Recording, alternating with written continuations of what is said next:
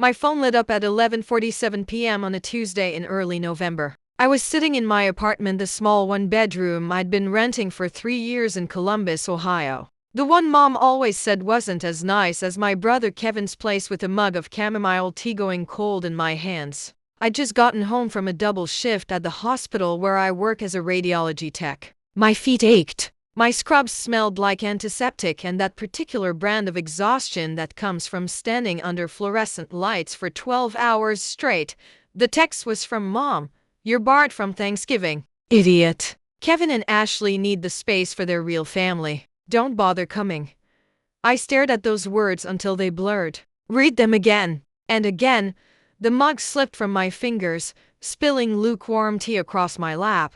But I didn't move. I just sat there, phone in hand, watching the wet stain spread across my thighs like some kind of visible wound. My name is Madison. I'm 33 years old, and I've been the ghost in my own family for as long as I can remember. Let me back up.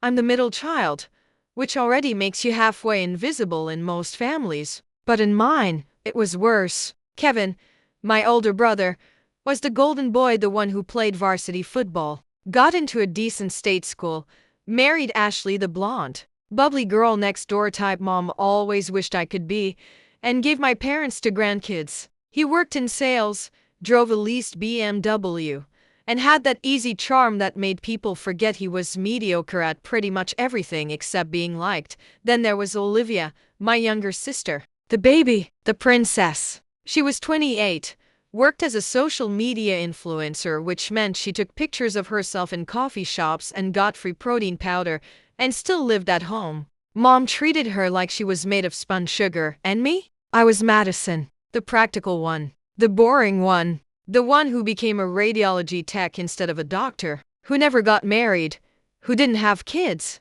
who wore the same 3 cardigans to family dinners and never caused any drama. I was also the one who paid for everything. It started small, maybe 6 years ago. Dad had been laid off from the factory where he'd worked for 23 years. I was just starting my career, finally making decent money, and Mom called me crying. They were going to lose the house. Could I help? Just this once. I sent $3,000, then it was the car payment, then the insurance, then Dad's medication for his diabetes, then the roof needed repairs. Then Kevin needed help with his mortgage because business was slow. Then Olivia's student loans. Then groceries because things are just so expensive now, Maddie. I never said no. By the time that text came through, I was paying their mortgage, their utilities, their cell phone bill, all 4 lines, including Kevin and Ashley's, their car insurance, their streaming services, for God's sake. I even paid for the family plan at the gym that only Olivia used. I calculated it once, on a spreadsheet I kept hidden in a folder on my laptop labeled Taxes 2019 so I wouldn't have to look at it. $73,000 over 6 years. That's what I'd given them. Not loaned, given. Because they never paid me back. Never even mentioned paying me back. And here's the thing nobody tells you about being the dependable one. It doesn't make people love you more. It makes you furniture. Useful, but unremarkable. Expected. I went to every family dinner, every birthday, every holiday. I showed up with nice gifts, thoughtful ones, not expensive, but chosen with care. I asked about Kevin's kids. I complimented Olivia's Instagram posts. I helped Mom in the kitchen while everyone else watched football in the living room, and they treated me like I wasn't there. Last Easter, I sat at that table for 3 hours and nobody asked me a single question about my life. Not one. Kevin talked about his golf game. Ashley talked about their vacation to Myrtle Beach. Olivia showed everyone her new ring light. Dad fell asleep in his chair. Mom fussed over the grandkids. When I got up to leave, Mom said, "Oh, Maddie, before you go, can you Venmo me for the water bill? It's due Friday." I sent her $200 from my car before I even pulled out of the driveway. That was my life. I was the ATM with a heartbeat. The insurance policy. The backup plan. The invisible daughter who made sure everyone else's lights stayed on. Until that text. "You're barred from Thanksgiving. Idiot."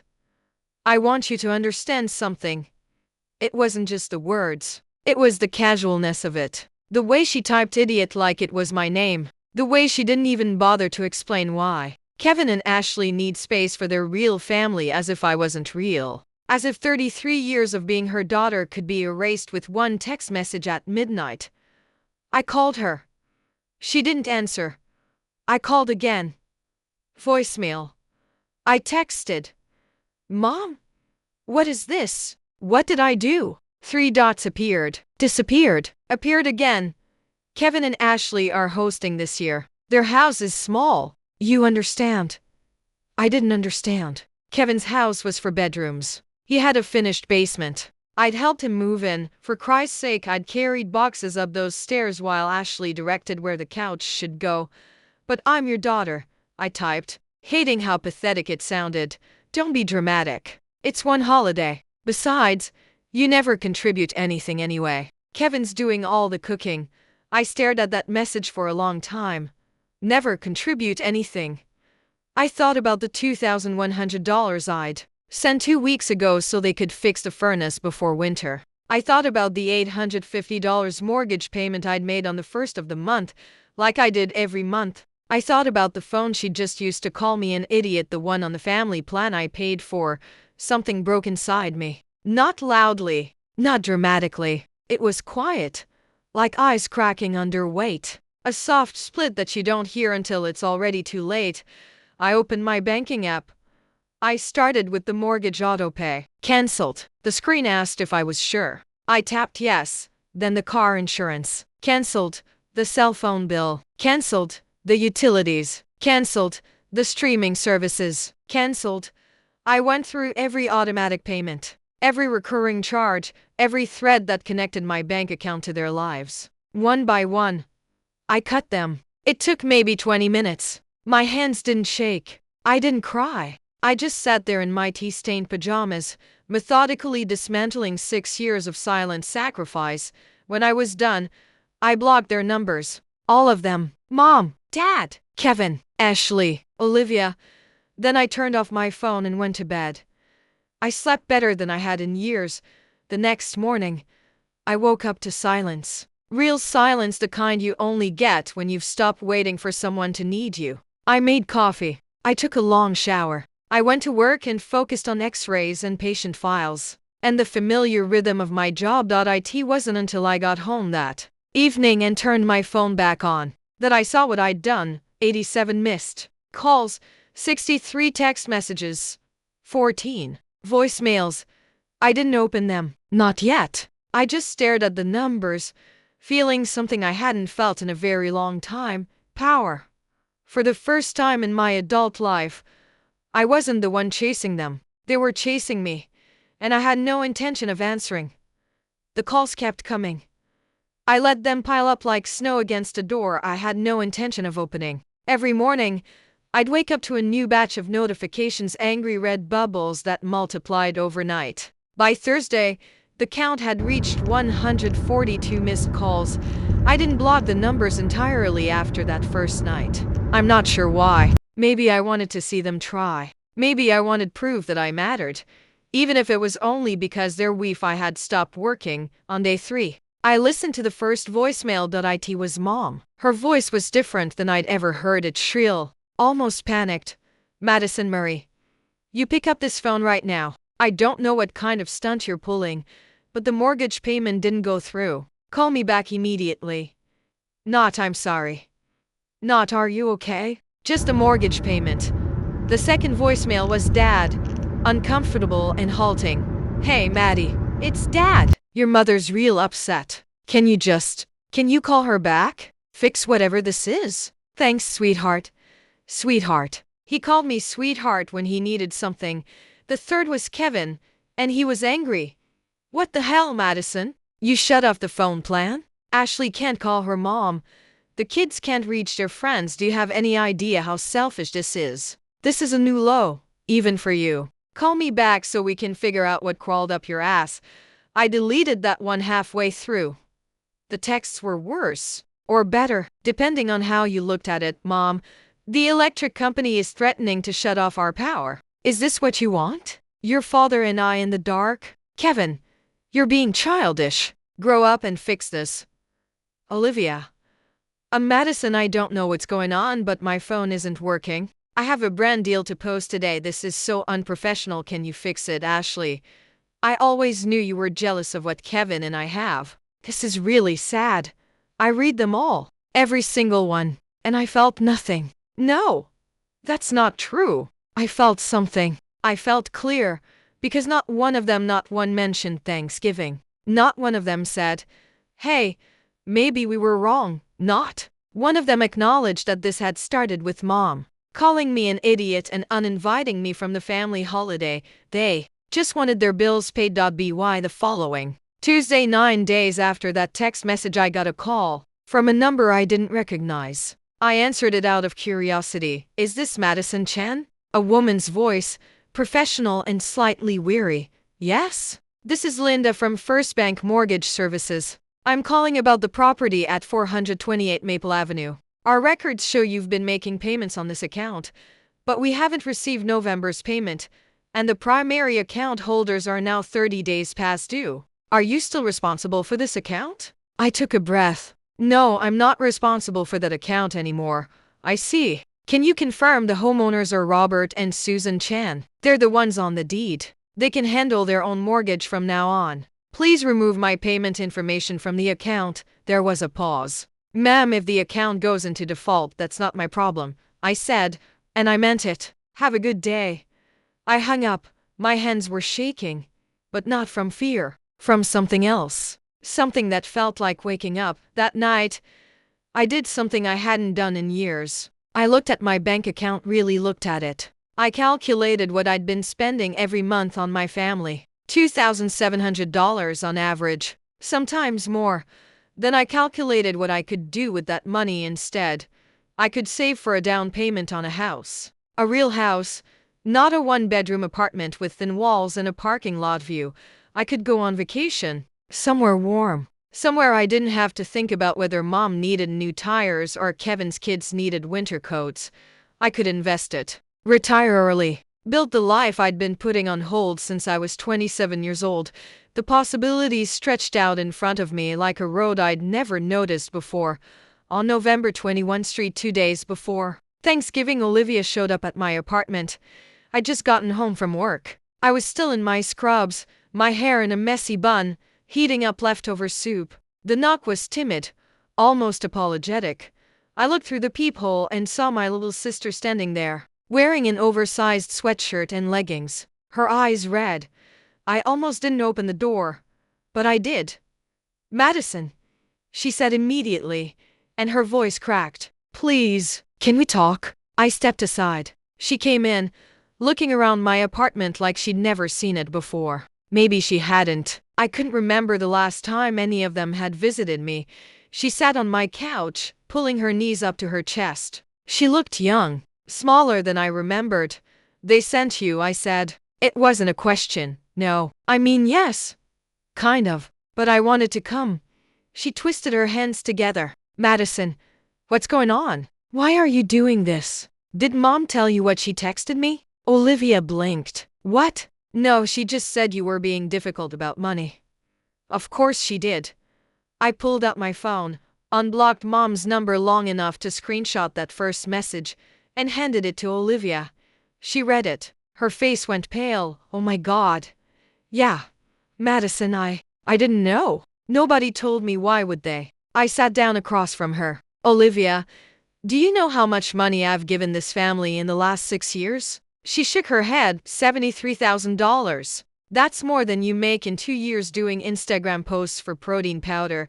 Her eyes filled with tears. I didn't ask you to. I know you didn't. None of you asked. You just expected. And I gave it because I thought that's what family does. I thought if I was useful enough, helpful enough, generous enough, maybe you'd all see me. Maybe I'd matter. You do matter, she whispered. When? The word came out harder than I intended. When do I matter, Olivia? When you need your phone bill paid? When Mom needs the mortgage covered? I've been at every family dinner for 6 years, and I can count on one hand the number of times anyone asked me about my life. She was crying now, quiet tears that dripped onto her sweatshirt.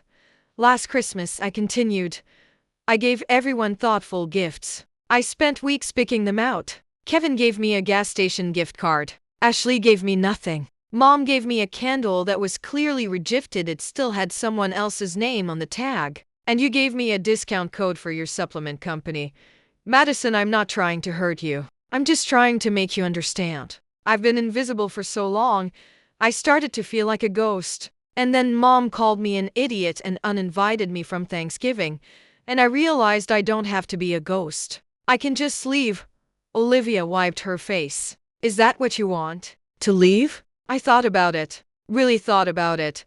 I don't know yet, I said honestly. But I know I'm not going to be treated like this anymore. She nodded slowly. They're freaking out, Madison. Like, really freaking out. Dad's trying to get a loan. Mom's been crying for days. Kevin's furious, but Kevin's always furious about something. The Thanksgiving thing. It's falling apart. Ashley's stressed because they can't afford the groceries. Kevin's blaming her for wanting to host in the first place. And Mom keeps saying she can't believe you'd do this to the family. I didn't do anything to the family, I said quietly. I just stopped letting the family do things to me. Olivia looked at me for a long moment. I'm sorry, she said finally. I'm sorry I didn't notice. I'm sorry I took you for granted. You deserved better. It was the first apology I'd gotten. I didn't forgive her, not yet, but I nodded. She left a few minutes later. At the door, she turned back. For what it's worth, I don't think you're invisible. I think you're the bravest person I know. I closed the door and cried for the first time since this whole thing started. Thanksgiving came and went. I spent it alone in my apartment with Chinese takeout and a bottle of wine, watching movies I'd been meaning to see. My phone buzzed periodically, more calls, more texts, but I didn't look. It was the best Thanksgiving I'd had in years. On Black Friday, Dad showed up. He looked older than I remembered. Grayer, tired. Can I come in? He asked. I let him. He stood awkwardly in my living room, hands in his pockets. Your mother doesn't know I'm here, okay? Madison. He cleared his throat. I know I haven't been a good father. Not in the ways that count. I let your mother run things. And I let Kevin and Olivia get away with too much. And I let you carry weight you shouldn't have had to carry. I didn't say anything. That text she sent you, that was wrong. I told her it was wrong. We fought about it. But by then you'd already pulled away. He looked at me. I don't blame you. Good, I said. Because I'm not coming back. Not like before. I'm not asking you to. He reached into his pocket and pulled out a check. This is from me. Not your mother. Me. It's not much, it's $1,500. It's what I had in my personal account. I know it doesn't cover what you gave us, but it's a start. I took the check, staring at it. I'm going back to work, he continued. I got a job at the hardware store. It's part-time, but it's something. And I told your mother, I told her we're going to figure this out ourselves. We should have been doing that all along. My throat felt tight. Thank you. I'm sorry, Madison. I'm sorry I didn't protect you from this. You're my daughter. And I should have done better. He hugged me before he left, a real hug. The kind he used to give me when I was little and scared of thunderstorms. I cashed the check the next day. By mid-December, things had shifted. Mom called me from a new number. I let it go to voicemail. Her message was short. Madison, I'm sorry. I was wrong. I'd like to talk. If you're willing. Kevin sent me an email. Subject line. I screwed up. The body of the email was longer than I expected. He admitted he'd taken me for granted. He said Ashley had pointed out that he'd been a terrible brother. He said his kids kept asking where Aunt Maddie was, and he realized they barely knew me because he'd never made me a priority. He didn't ask for anything. He just apologized. Olivia came by again, this time with coffee and croissants. We sat on my balcony, and she told me she'd gotten a real job part-time at a marketing firm. She said she was trying to grow up. She said she'd started paying Mom and Dad $200 a month for rent. It's not much, she said, but it's something. I looked at these people, my family, and I realized something. They could change. Maybe not completely, maybe not perfectly, but they could try. And I could decide what I wanted to do with that.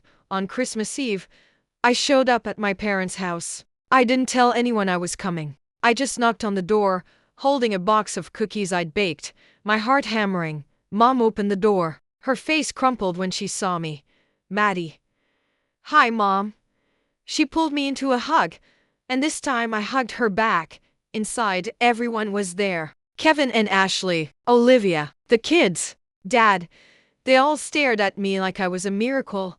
We didn't talk about the money. We didn't talk about Thanksgiving. We just sat together awkward and tentative and tried to be a family. At one point, Kevin's son, Tommy, climbed into my lap. Aunt Maddie, where were you? I missed you. I missed you too, buddy, I said, and I meant it. Before I left that night, Mom pulled me aside. I need you to know something, she said. I don't expect you to pay for anything anymore. Your father and I were managing. It's hard, but we're managing. And if we need help, I'll ask. Actually ask, not just expect.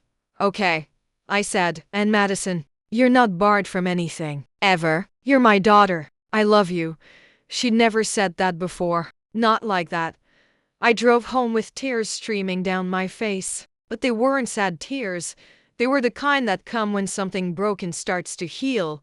I'm writing this now. 4 months later, in my new house, a little 2-bedroom cottage I closed on last week. I used the money I'd been spending on my family to save for the down payment. It's mine. All mine. My family helped me move in. Kevin carried boxes. Olivia painted my bedroom. Dad fixed a leaky faucet. Mom brought food.